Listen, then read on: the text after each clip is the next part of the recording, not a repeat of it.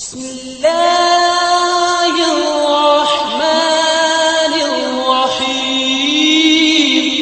حضرت مالک بن دینار تو ہمارے سب قارئین نے سنا ہوگا، یہ ان لوگوں میں شامل ہیں جنہوں نے اللہ کے لیے اپنی سب خواہشات قربان کر دیں اور جنہوں نے دنیا میں رہتے ہوئے آخرت کو اپنے سامنے رکھا اور اس دنیا میں صرف اور صرف اللہ کی رضا کے لیے زندہ رہے اور اللہ کی رضا پر موت آ گئی۔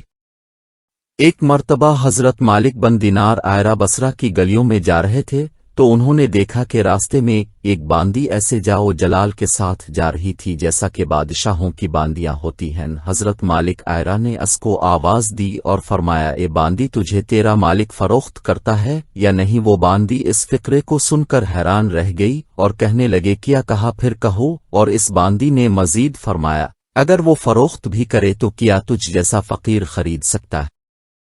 تو اپنے فرمایا، ہاں، اور تجھ سے بھی بہتر کو خرید سکتا ہوں۔ وہ باندی یہ سن کر ہنس پڑی اور اپنے خدام کو حکم دیا کہ اس فقیر کو پکڑ کر ہمارے ساتھ لے چلو کہ ذرا مذاق ہی رہے گا۔ خدام نے پکڑ کر ساتھ لے لیا۔ جب وہ واپس گھر پہنچی تو اس نے اپنے آقا سے یہ سارا قصہ کہا۔ اس کا آقا بھی یہ سن کر بہت ہنسا اور ان کو اپنے سامنے لانے کا حکم دیا۔ جب حضرت مالک بن دینار آئرہ سامنے پیش کیے گئے تو اس کے آقا کے دل پر ایک ہیبت سے چھا گئی اور وہ کہنے لگا، آپ کیا چاہتے ہیں؟ تو انہوں نے فرمایا، تو اپنی باندی میرے ہاتھ فروخت کر دے۔ تو اس کے آقا نے کہا، آپ اس کی قیمت دے سکتے ہیں؟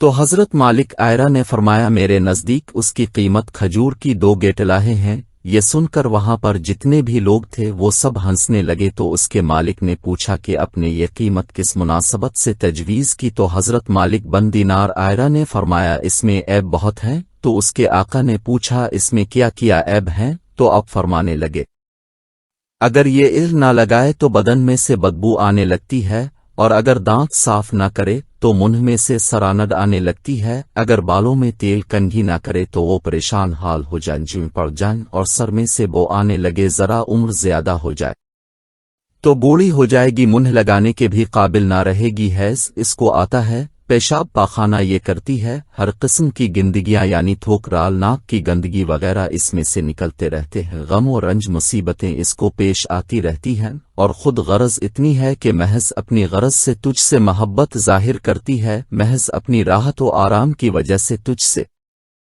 الفت جتتی ہے۔ آج کوئی تکلیف تجھ سے پہنچ جائے، ساری محبت ختم ہو جائے گی، انتہائی بے وفا کوئی قول و قرار پورا نہ کرے، اس کی ساری محبت جھوٹی ہے، کل کو تیرے بعد کسی دوسرے کے پہلو میں بیٹھے گی اور اس سے بھی ایسے ہی محبت کے دعوے کرنے لگے گی۔ اور پھر مزید کیا فرمایا حضرت مالک بن دینار آئرہ نے کہ میرے پاس اس سے 1000 درجے بہتر باندی ہے جو اس سے کم قیمت ہے، وہ کافور کے جوہر سے بنی ہوئی ہے، مشک اور زعفران کی ملاوٹ سے پیدا کی گئی ہے، اس پر موتی اور نور لپیٹا گیا ہے، اگر کھارے پانی میں اس کا امتحان ڈال دیا جائے تو وہ میٹھا ہو جائے، اور اگر وہ مردہ سے بات کرے تو وہ زندہ ہو جائے، اگر اس کی کلائی آفتاب کے سامنے کر دی جائے تو آفتاب بے نور ہو جائے، کہن ہو جائے، اور اگر وہ اندھیرے میں آ جائے تو سارا گھر روشن ہو جائے، چمک جائے، اگر وہ دنیا میں اپنی زیب و زینت کے ساتھ آ جائے تو سارا جہان معطر ہو جائے، چمک جائے۔